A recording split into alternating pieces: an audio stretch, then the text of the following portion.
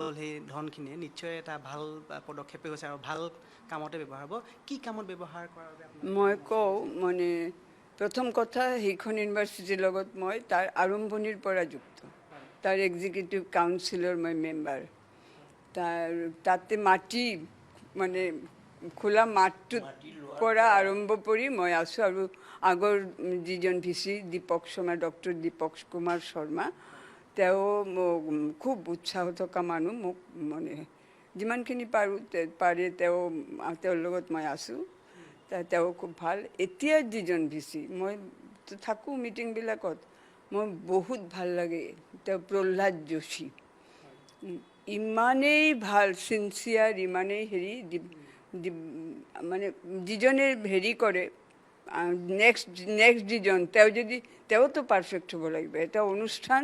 মানে এইটো ক্ৰমাগত গতি কৰে সেই গতিপথত যিসকলে এডমিনিষ্ট্ৰেশ্যন লয় এজনৰ পিছত আনজন প্ৰত্যেকে কিন্তু অনেষ্ট হ'ব লাগিব তো এইজন ছেকেণ্ড ভিচি আৰু তেওঁকো মই দেখিলোঁ দীপক শৰ্মাৰ দৰে তেওঁ কিন্তু বহুত ভাল আৰু খুব সংস্কৃত প্ৰেমী তো সেইকাৰণে মই ভাবিলোঁ ইয়াত দিওঁ টকাখিনি ইউজ হ'ব ভালকৈ আৰু নতুন নৱজাত এটা অনুষ্ঠান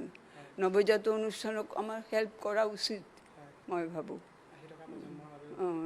তাৰ ৰেক্টৰ মল্লিকা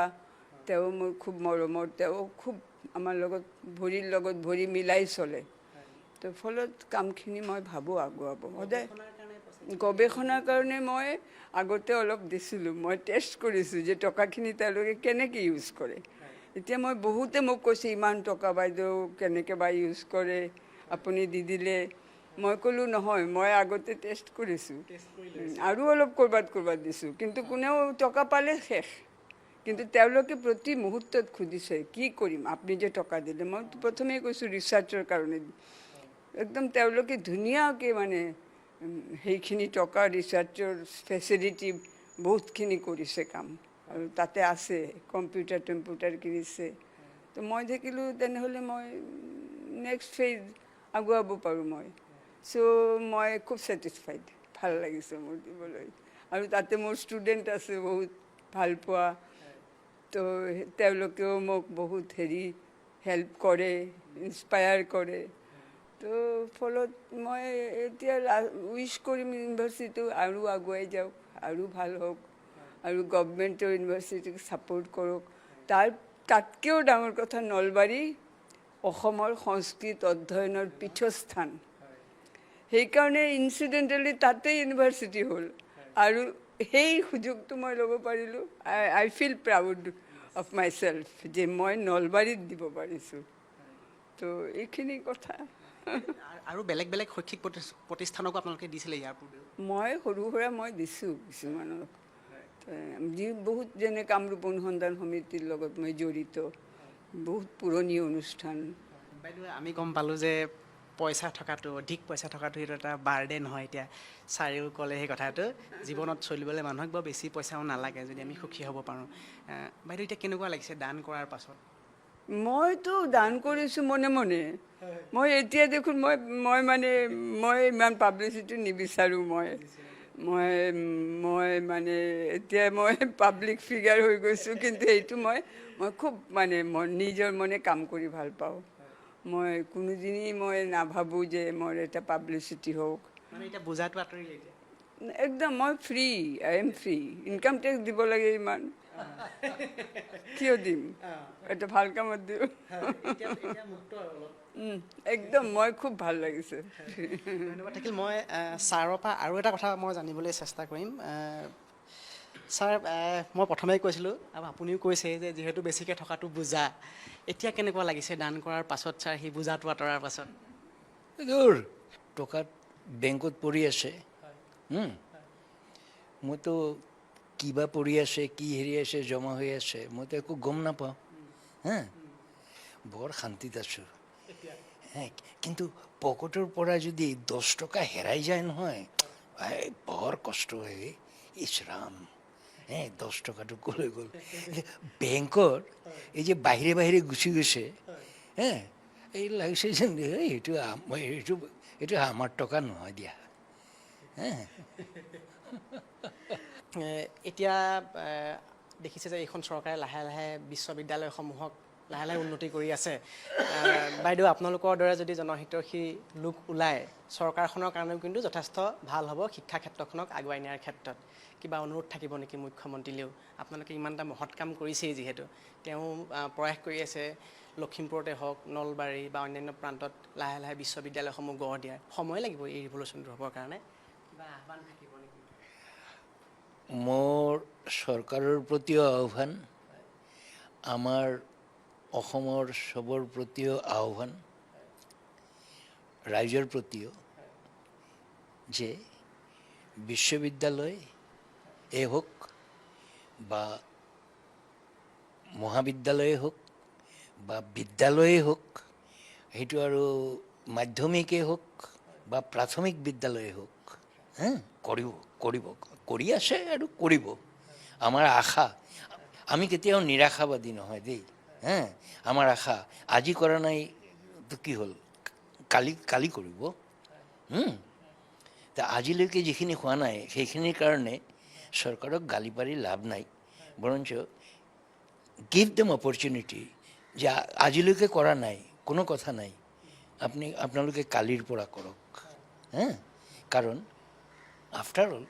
চৰকাৰে আমাৰ মানে চালিকা শক্তি, আৰু আমাৰ বিশ্বাস চৰকাৰে কৰিব, কৰিয়ে আছে, কিন্তু আৰু ভালকৈ কৰিব। Thank U. ধেত্তেৰি, মুখ্যমন্ত্ৰীগৰাকীৰ ওপৰত বিশ্বাস নাৰাখিলে কেনে হ'ব? কাৰণ he is the boss of the state. Naturally এতিয়া he was our student. Obviously, he was our student. He was a vibrant student. আৰু মানে তাৰ সেইবোৰ গুণাৱলী আছিল বুলিয়ে ই মানে 2-3 বাৰ একেৰাহে ই জেনেৰেল ছেক্ৰেটাৰী আছিলে। এতিয়া মই হি বুলি কৈ আছোঁ, কিন্তু if I meet him now I must have to চে আপুনি, তাৰ কাৰণ I will be addressing the chief minister. এইটো আমাৰ ছাত্ৰ হিমন্ত বিশ্ব, এতিয়া তেওঁ চিফ মিনিষ্টাৰৰ ছিটত বহি আছে আৰু মই যাই দিদি কি হিমন্ত কি খবৰ বুলি কওঁ, সেইটো হিমন্তক কোৱা নহ'ব, সেইটো insult two the chair. Now he is the boss of the state. অতএব মই সেই চকীখনক সন্মান জনাব লাগিব।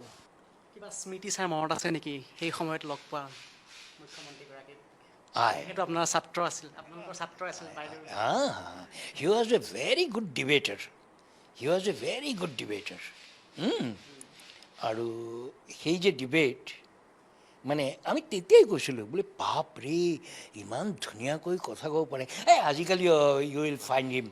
whenever he is speaking so fluently and with such a command, দেখে লগে লগে মোৰ সেই পুৰণি কথাবোৰ মনত পৰি যায়। বোলে মানে ঠিকে আছে, আৰু পেটে পেটে গৰ্বও হয় এইটো ভাবি যে আমাৰ ল'ৰা, আমাৰ ষ্টুডেণ্ট। Thank U. মই দেখুৱাইছোঁ এয়া মুখ্যমন্ত্ৰীৰ কথাও তেওঁলোকে আজি সোঁৱৰিছে, কাৰণ মুখ্যমন্ত্ৰীগৰাকীও একালৰ তেওঁলোকৰ ছাত্ৰ আছিলে। কিমান গৌৰৱ হয় এতিয়া যে আপোনাৰ এগৰাকী ছাত্ৰ আজি অসমৰ মুখ্যমন্ত্ৰী? Obviously, I am proud of him, obviously. এই আৰু এটা কথা, এই যে আমাৰ টকা দিয়াৰ এই যে উদ্দেশ্য, এওঁ এই যে অলপ ক'লে যে ৰিচাৰ্চৰ কাৰণে, আচলতে এই ৰিচাৰ্চ আৰ্টছ এণ্ড হিউমেনিটিজ গ্ৰুপৰ ৰিচাৰ্চৰ কাৰণে মানে আমি এটা কাম আজি 17 বছৰ ধৰি কৰি আছোঁ। আৰম্ভ কৰিছিলোঁ খুব সৰু সুৰাকৈ, কিন্তু এতিয়া মানে সেই যে ডালপালা এইবোৰ ঠাল এইবোৰ ইমান ডাঙৰ হ'ল যে এতিয়া চম্ভালিব পৰাই মুস্কিল হৈ গৈছে। আমি এখন মাল্টিলিংগুৱেল ৰিচাৰ্চ জাৰ্নেল অন ইণ্ডলজি, এইটো মাল্টিলিংগুৱেল দেই, ইংৰাজী, অসমীয়া আৰু বাংলা এই 3টা ল্যাঙ্গুয়েজেৰে আমি এই জাৰ্নেলখন উলিয়াই থাকোঁ আৰু তো যেতিয়া উলিয়াওঁ তেতিয়া এই ফাইনেন্সৰ কথা আহে প্ৰথমেই যে আপোনালোকে ফাইনেন্সটো ক'ৰ পৰা তা আমাৰ মেডামে প্ৰথমে একচুৱেলি মেইন হেৰিটো আৰম্ভ কৰিছিল মানে মেডামে যে মই ৰিটায়াৰ কৰাৰ পিছত বোলে মই মানে আমনি কৰি থাকিম হা অতএব মোক কেনে বিজি ৰাখিব পাৰে মেডামে সেইবোৰ চিন্তা আমাৰ ইয়াত তেনেধৰণৰ একো নাই বোলে তেনেহ'লে আমি এটা কাম কৰোঁ এই ধৰণৰ এখন ৰিচাৰ্চ জাৰ্নেল তেতিয়া মই ক'লোঁ বোলে যে এখন ৰিচাৰ্চ জাৰ্নেলটো ঠিকেই আছে এতিয়া ভাৰ্নিকুলাৰ মিডিয়ামত ৰিচাৰ্চ কৰাৰ মানুহ তো আমাৰ আছে তো আমি এটা কাম কৰোঁ অতএব ইংৰাজী অসমীয়া আৰু বাংলা এই 3টা লেংগুৱেজেৰে আমি জাৰ্নেলখন উলিয়াওঁ বোলে এই মানে বাংলা অসমীয়া এইবোৰৰ মানে হেৰি ৰিচাৰ্চ পেপাৰ বোলে আৰে জাৰ্মানসকলে যে তেওঁলোকৰ ৰিচাৰ্চ পেপাৰ লিখে সিহঁতে কি ইংৰাজীত লিখে নেকি ৰাছিয়ানসকলে ইংৰাজীত লিখে নেকি ৰিচাৰ্চ পেপাৰ তেওঁলোকে যদি তেওঁলোকৰ লেংগুৱেজত লিখিব পাৰে অসমীয়াসকলে অসমীয়াত কিয় লিখিব নোৱাৰে ৰিচাৰ্চ পেপাৰ আৰু বঙালীসকলেও বাংলাত কিয় লিখিব নোৱাৰে ৰিচাৰ্চ পেপাৰ হা কুড ইউ ফ'ল' তো এই ধাৰণাৰে আমি য'ত যাৰ কৰি কিমানৰ লগত মোৰ কাজিয়া হয় তেওঁলোকে মানে ক'লে ছাৰ পেপাৰখন ইংৰাজীত লিখোঁ নেকি তাৰপিছত মই মুখেৰে আন্ধাই মান্ধাই গালি দিওঁ হা বোলে ধেমালি পাইছ হা এইফালে মানে অসমীয়া ভাষা গ'ল গ'ল বুলি কান্দি কাটি মৰিবি আৰু অসমীয়া ভাষা চৰ্চা কৰি অসমীয়া ভাষাত ৰিচাৰ্চ পেপাৰ এখন লিখিব ক'লে হা চবৰে মানে তেতিয়া বেগিয়াৰ মাৰ কিয় নাই ছাৰ এইটো নেশ্যনেল লেভেলত বা ইণ্টাৰনেশ্যনেল লেভেলত বোলে আমি বন্দোবস্ত কিবা এটা কৰিম নহয় বোলে কি বোলে আমি আমাৰ এই পেপাৰৰ এবষ্ট্ৰাক্টখন আমি ইংৰাজীত ৰাখি থ'ম এবষ্ট্ৰাক্টখন ইংৰাজীত ৰাখিলে আৰু টাইটেল অফ দ্য পেপাৰ সেইটোৰো ইংৰাজী টাইটেলো দিম লগতে মানে অসমীয়া বা বাংলা টাইটেলটো আছেই তাৰ লগতে ইংলিছ আৰু এই যে ইংলিছ টাইটেলখনো থাকিব তো ছেইম লাইনৰ যদি কোনোবা ৰিচাৰ্চাৰ থাকে তেওঁতো এই ইংৰাজীখিনি পঢ়িব পাৰিব তেওঁৰ কিউৰিয়চিটি হ'ব যে ইয়াতে কিবা আছে তেওঁ আমাৰ লগত যোগাযোগ কৰিব আমি অথৰৰ লগত তেওঁলোকৰ যোগাযোগ কৰাই দিম তেতিয়া আমাৰ এই ভাষাৰ যিটো একচেপ্টেঞ্চ ইনডাইৰেক্টলি সেইটো অভাৰ দ্য ৱৰ্ল্ড হ'ব কিন্তু এতিয়া কিন্তু মানে বহুতে কিন্তু এই কথা ছোৱালী কিন্তু কম নাই দেই কাৰণ আমিও যিখন কলেজত আছিলোঁ আমিও চেকনি মাৰা ষ্টুডেণ্ট কেইজাক পাইছিলোঁ আৰু I enjoyed their company thank you so' much মই দেখুৱাইছোঁ এয়া মই এটা দৃশ্য দেখাই লওঁ এটা সৰু ঘৰ 2-3 কোঠালি মানৰ এটা সৰু ঘৰ দুয়োগৰাকীয়ে লাখ টকা দৰমহা পাইছিল এসময়ত কিন্তু তেওঁলোকে সেই এটা যি প্ৰৱণতা আমাৰ সমাজত যে আছে টকা হ'লে ভালকৈ ঘৰ বনোৱা ঘৰ বাৰী বনোৱা গাড়ী মটৰ লোৱা মই কিন্তু সেই বস্তুবোৰ একদম পৃথক দেখিছোঁ একেবাৰে মই বিপৰীত দেখিছোঁ ডক্টৰ গোস্বামী ছাৰ আৰু বাইদেউৰ ক্ষেত্ৰত মই বাইদেউ একেবাৰে শেষৰ প্ৰশ্নটো আপোনাক সুধিম বাইদেউ আমি দেখোঁ যাৰ যেতিয়া টকা পইচা বহুত হৈ যায় মানুহৰ তেতিয়া ঘৰ দুৱাৰ বনায় ধুনীয়াকৈ গাড়ী চাৰি লয় আপোনালোকে ঘৰ দুৱাৰো নবনালে গাড়ী ঘোঁৰা এখনো নল'লেগৈ মানে মোৰ মাটি আছিল মাটিটো দান কৰি দিছোঁ হয় মাটিও দান কৰিছে এতিয়া টকা দান কৰিছোঁ আৰু মানে ঘৰটো বনাবলৈ মন নগ'ল নেকি বাইদেউ একদম সৰু ঘৰটো না মোৰ মন যোৱা নাই দৰকাৰো নাই নহয় মানুহ থাকিলেহে লাগে